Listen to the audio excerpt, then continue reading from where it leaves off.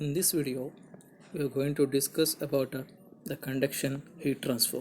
In the previous videos, we discussed already the basics of heat transfer, like the difference between heat transfer and thermodynamics, why we need to go through heat transfer again, and the difference between temperature and heat, the modes of heat transfer like conduction, convection, and radiation definitions along with their mechanisms. Let us go into the concept of conduction in detail. Now, the conduction heat transfer, as we already defined, is a transfer of heat from one body to another body which is in physical contact with each other. And the heat transfer takes place due to the mechanism of intermolecular activity, that may be due to lattice vibrations or electron drift, concepts that we already discussed. There should be the physical contact in order to facilitate the heat transfer through conduction. Now, the conduction concept is uh, depends mostly on Fourier's law of heat conduction. The Fourier's law of heat conduction have a statement which states that the rate of heat transfer is directly proportional to uh, the area of cross section of the body, or the face uh, through which the heat flows, which is perpendicular to the face of the body.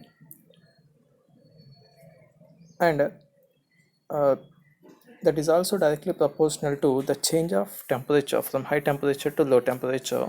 The change of temperature or the difference in temperature with respect to the length of the path or the thickness through which the heat propagates through a body, or the heat travels through a body. Let us understand this. Let us consider a block as a solid in the rectangular shape shown here in the red color, having a area of cross section as a capital A. One side of this body have a temperature T1, another side having a temperature T2,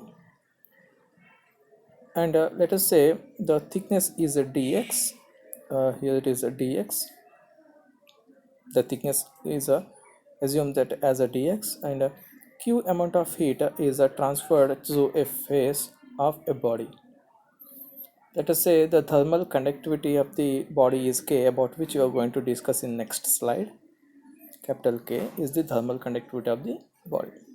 Now, according to Fourier's law of heat conduction statement, the Q is directly proportional to the area of cross section, capital A, and directly proportional to the change of temperature with respect to length through which the heat transfer takes place, that is a dt by dx. So Q is directly proportional to area of cross section A and change of temperature with respect to length dt by dx. the, the term dt by dx is called temperature gradient.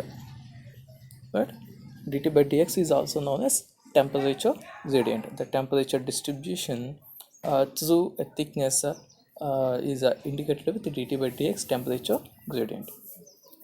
Now, this is further can be written, the expression is being written in the form of equation as a q is equal to minus k into a into dt by dx. Here k is proportionality constant, which is the property of the material, the thermal conductivity, right? So q is equal to minus into k into a into dt by dx. The minus is being written here. The purpose of this minus is we having x axis starts from 0 to positive values over the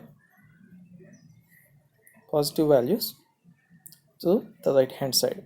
The temperature is the heat is supplied from one end, and we assume it is at one position which go towards the higher temperature, also the higher value or something, right? And we also know the heat propagates from high temperatures uh, region to low temperature region, or high temperature phase to low temperature phase. Now, in order to avoid the confusion that a dt may be negative in some cases, we don't know what is a T1, what is T2, the temperatures are that, and we don't know if the heat given to the body may go through the high temperature phase or low temperature phase faster. In order to avoid that, for our convenience, we have a minus placed over in this equation. Q is equal to minus Ka dt by dx. Minus is to compensate if we got any negative value for the heat energy. The rate of heat should be always positive. If we got any negative value, in order to make the negative value get positive, we place a negative here. Q is equal to minus Ka dt by dx. Moving further, here's every time we are discussing Q as a rate of heat, right? Rate of heat or rate of heat transfer. Rate, as it indicates, we always discussing with respect to time, right? So Q is a form of energy. Heat is a form of energy which should have units joules. But as I said, in the heat transfer subject, whenever we discussing about heat, it is not only heat, it is rate of heat. That is the difference between thermodynamics and heat transfer. In heat transfer subject, we relate everything with respect to time. So rate of heat is the thing we are going to discuss. So Q has a units of watt, which is a joule per second. Joule is for the heat divided by rate of heat, so joule per second, which is a watt. So the units of Q, heat, rate of heat in heat transfer is watts. Now what is this K? K is a thermal conductivity, I said already. So thermal conductivity is indicated with capital K. We already have the equation of Fourier's law. Q is equal to minus K dt by dx. Let us say Q is positive, we know that clearly, then eliminate minus. Q is equal to K into A into dt by dx, from which we can write K as Q by A into dt by dx. From the right hand side expression, we can define K with the help of right hand side expression as assume A is 1, dx is 1, dt is 1, then K is equal to Q. K equal to Q, right? If A is equal to 1, dx equal to 1, dt equal to 1, K will become Q. So what I can now how I can define K as if there is unit area, if there is a unit thickness dx, and the temperature difference is also if unit, then K equal to Q. The energy that is conducted through a body is called the thermal conductivity. So the definition of thermal conductivity is obtained from Fourier's law of heat conduction, as by assuming all the remaining parameters as unit except heat, then whatever the heat conducted through a body is called the thermal conductivity, right? Thermal conductivity is defined as the energy Q that is conducted through a body of a unit area, unit thickness, and unit temperature difference between the phases, right? When K equal to Q, in general they may be unit as may not be unit properties or parameters. That is the other case. Now this is up to the definition of K.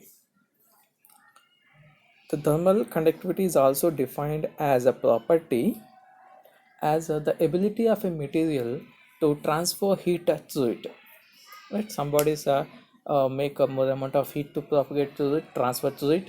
Some bodies may not. Suppose if we consider wood is bad thermal conductor, right? The heat is very difficult to flow through the wood, as it is a non-metal, it has no free electrons available, so the heat transfer rate through conduction is very less. On the other hand, if we consider some metal, suppose copper is a good conductor of the thermal or heat, good conductor of heat, as it contains some free electrons available in the valency shells. Again, in the metal itself, there are different thermal conductivities the metals possess. Suppose the silver and copper. When compared to the silver, copper has less thermal conductivity, right? stainless steel has a somewhat lesser thermal conductivity when compared to the copper and silver, like that. The units of thermal conductivity are watt per meter Kelvin or the watt per meter degrees Celsius, right? From here itself we can derive, from the equation we can derive. Q has units as watt divided by area is meter square into dx is meter divided by temperature is maybe in kelvins in absolute units or the degrees Celsius. Meter get cancels in meter square, so we remain with watt per meter Kelvin or watt per meter degrees Celsius. So this is about the Fourier's law of heat conduction and the thermal conductivity, the property that is obtained from the Fourier's law of heat transfer. Thank you.